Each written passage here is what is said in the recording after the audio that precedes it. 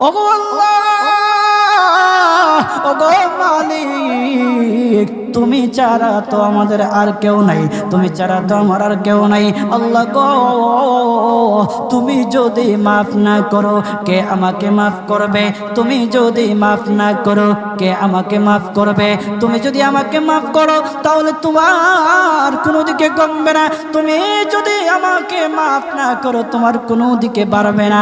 আল্লাহ গো, তুমি আমাকে মাফ করে দাও। সারাটা জীবন অন্যায় কাজ করেছি, সারাটা জীবন নাফরমানি করেছি, আমার কাছে কালেমার দাওয়াত কম আসে নাই, আমার কাছে কালেমার দাওয়াত কম আসে নাই, আমাকে লোকেরা কম বোঝায় নাই। ওগো আল্লাহ, তুমি আমাকে মাফ করে দাও।